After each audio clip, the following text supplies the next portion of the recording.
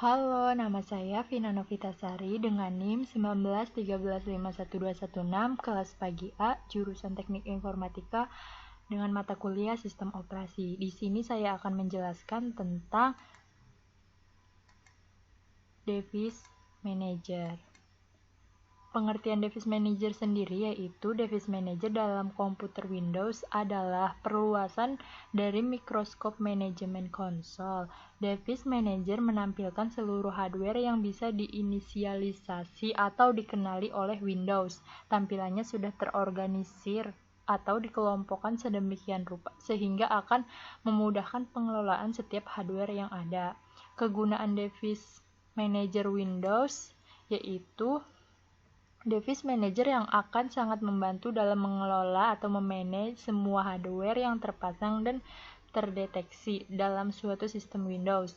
Hardware seperti hard disk, kartu VGA, sound, keyboard, perangkat USB, dan lain-lain akan sangat mudah untuk dikonfirmasi dari dalam Device Manager ini.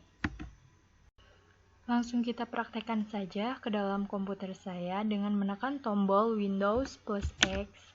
Lalu akan muncul tampilan seperti ini. Di sini ada Device Manager, kita buka.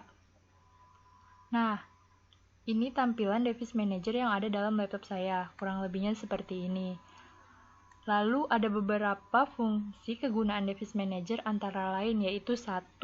Menunjukkan status suatu hardware. 2. Menunjukkan informasi detail suatu hardware. Yang ketiga, mengelola driver hardware. Yang keempat, disable dan enable hardware. Lalu yang kelima, mengidentifikasi konflik antara hardware dan lain-lain. Di sini terdapat menu-menu yang ada di dalam Device Manager. Yang pertama yaitu ada audio input dan output. Nah, di sini ada mikrofon yaitu berfungsi untuk menginputkan suatu audio. Begitu juga dengan speaker kebalikannya yaitu dengan fungsinya mengeluarkan suatu audio tersebut. Lalu yang kedua ada baterai itu daya yang dipakai dalam komputer. Lalu yang ketiga ada Bluetooth itu untuk menghubungkan komputer satu dengan komputer yang lainnya, berfungsi untuk mengirim data dan yang lainnya. Lalu di sini ada komputer, disk drive itu untuk menyimpan semua data yang ada di dalam komputer. Lalu display adapter yang memungkinkan komputer dapat menampilkan data ke layar monitor. Selanjutnya ada DVD atau CD-ROM drive. Fungsinya adalah untuk membaca data dari sebuah compact disk atau CD. ROM adalah singkatan dari read only memory yang artinya menyimpan data yang hanya bisa dibaca. Jadi CD-ROM hanya bisa digunakan untuk membaca data, tidak dapat digunakan untuk menyimpan data. Namun saat ini ada alat serupa yang dapat digunakan untuk menulis atau menyimpan data ke sebuah CD, namanya CD read and write atau CD baca dan tulis. Selanjutnya ada Human Interface Device atau disingkat dengan HID. Menangani alat-alat antarmuka pada setiap perangkat yang mengklaim sesuai dengan Human Interface Device spesifikasinya. Selanjutnya yaitu ID ATA atau ATAPI Control. ID singkatan dari Integrated Drive Electronic merupakan standar interface antar bus data motherboard komputer dengan distro. Kebanyakan tipe drive yang digunakan oleh para pengguna komputer adalah tipe ATA, dikenal dengan ID drive. Lalu image device adalah aplikasi pada komputer yang menampilkan output berupa gambar. Lalu keyboard yaitu papan ketik, peranti untuk mengetik atau memasukkan huruf, angka atau simbol tertentu ke perangkat lunak atau sistem operasi yang dijalankan oleh komputer. Selanjutnya ada mic and other pointing device. Pointing device sendiri artinya peranti petunjuk, adalah peranti masukan, lebih spesifiknya peranti antarmuka manusia, yang memungkinkan pengguna untuk memasukkan data spesial, kontinu, dan multidimensi ke dalam suatu komputer. Nah, selanjutnya ada monitor. Monitor adalah suatu tipe data abstrak yang dapat mengatur aktivitas serta menggunakan resource oleh beberapa thread. Monitor terdiri atas data-data private dan fungsi-fungsi publik yang dapat mengakses data-data tersebut. Selanjutnya ada network adapter. Network adapter agar komputer bisa terhubung dengan suatu jaringan atau network, berarti komputer tersebut membutuhkan suatu alat khusus yang dirancang untuk mengubah, mengirim, menerima data dari dan ke jaringan. Alat ini bisa disebut dengan network adapter. Lalu selanjutnya ada other device. Other device sendiri yang artinya perangkat-perangkat lain.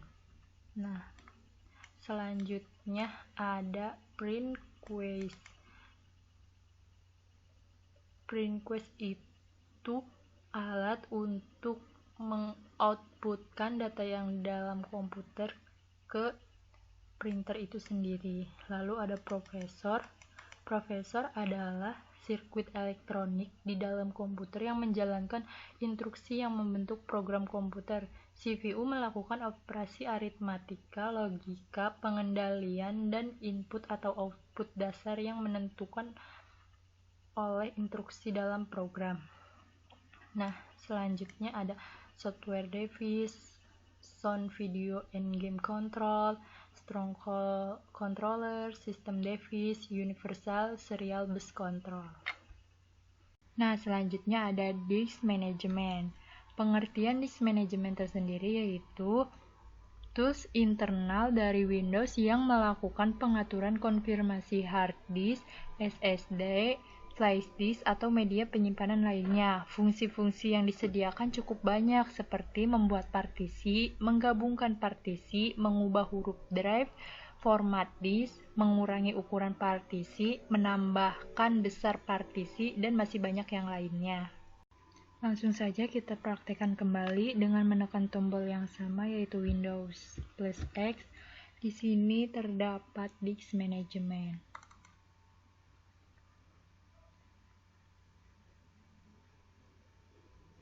Nah, seperti ini isi disk management yang ada di dalam laptop saya. Oke, di sini saya akan membuat partisi baru. Nah, di sini baru ada 3 ya. 1, 2, 3. Nah, di sini saya akan membuat partisi barunya dengan menekan klik kanan, lalu pilih New Simple Volume. Akan muncul tampilan seperti ini. Kita next-kan ya. Nah, di sini simple volume size in MB-nya itu 15599. Next. Assignment the follow drive liternya itu di next. Nah, kita pastikan dulu file sistemnya NTFS. Lalu kita beri nama di volume label. Ini nama yang akan muncul nantinya di tampilan. Saya beri nama dataku. Jadi nanti di disk D itu namanya dataku ya. Kita next kan. Finish. Tunggu. Nah, ini sudah jadi teman-teman seperti ini. Lalu kita cek ya di foldernya.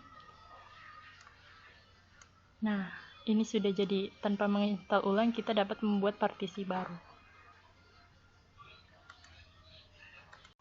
Oke teman-teman, terima kasih sudah menonton. Kurang lebihnya mohon maaf. Wabillahi taufik wal hidayah. Wassalamualaikum warahmatullahi wabarakatuh.